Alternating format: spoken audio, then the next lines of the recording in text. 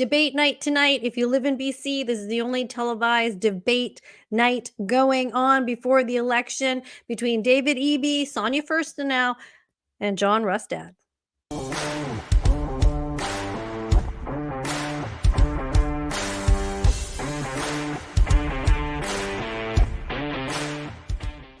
Hey everybody, thanks for joining me here on my YouTube channel. And thank you so much for watching that last video.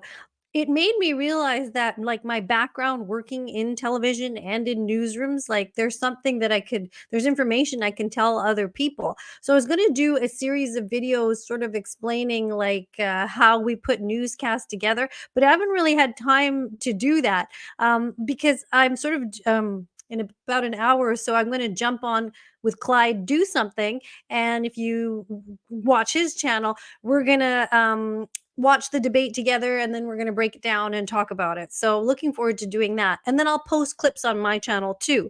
But I wanted to tell you a little bit about like what I did as a director, how that works. A lot of people call me a news director, but I'm not the news director. I was a technical director, but that's me in the control room.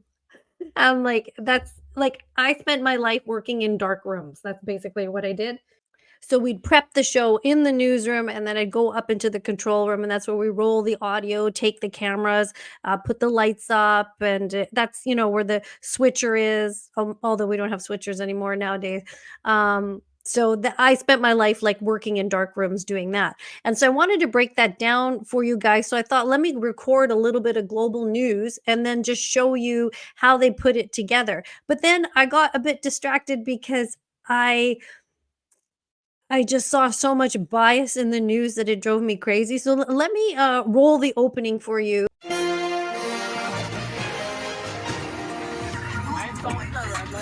A deadly driver who has shown no remorse. New details about the law-breaking behavior that continued long after his crime. An act of arson outside City Hall. What we're learning about the suspect. And day 17 on the campaign trail. We're hearing from teachers, we're hearing from parents, the need for kids to have more support in schools.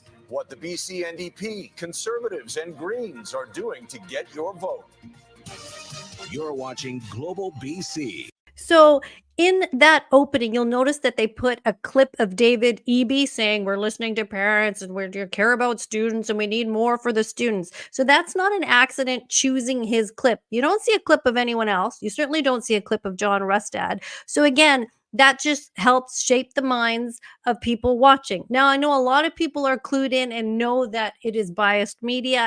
So I wanted to point that out, that's not a mistake, that his clip is in the opening. You just see David Eby. Let's go on and watch a little bit more. Election campaign, and the BC Conservatives are revealing more of the party's plan to tackle public safety.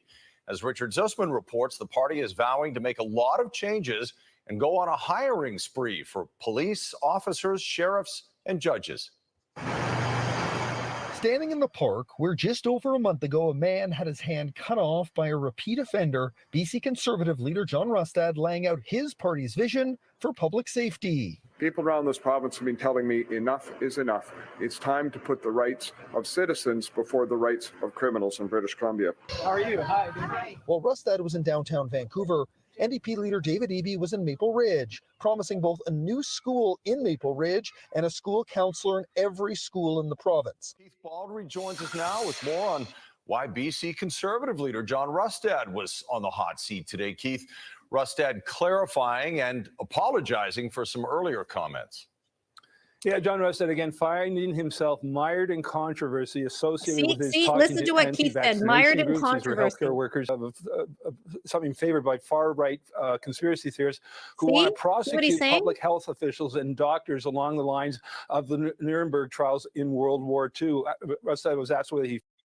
A lot of people are upset that Rustad did apologize for that, but I think, he didn't want his comments taken out of context. I do understand people getting frustrated with that, but listen to what Keith is telling you. So if you're somebody that you don't follow anything, you don't know any other social media, like the grandmas and things like that, even my own mom, she will just watch this and then she'll get an impression that Rustad is crazy. And of course, he went onto social media last night, clarifying his remarks and apologizing for them to reporters today. And are you okay or for a Nuremberg 2.0?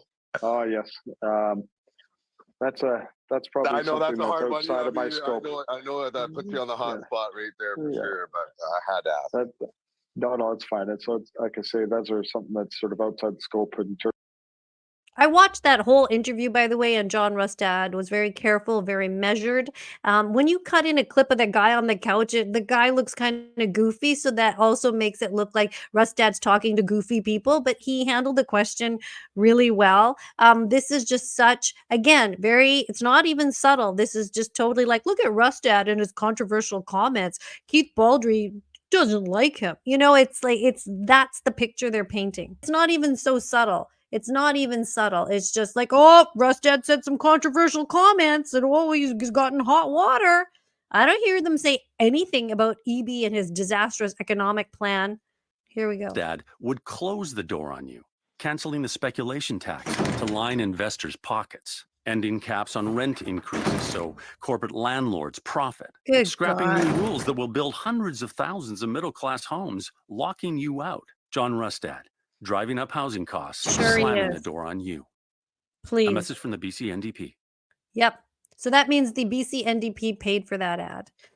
And there's your biased media coverage. And unfortunately, these debates have to take place on these networks. I really wish that they would go to a neutral place. There's a lot of big podcasters that get a lot of big numbers. And hey, if you need help on how to set that up, I can help you do that, because it'd be nice to have a neutral ground, not a big gang up on situation.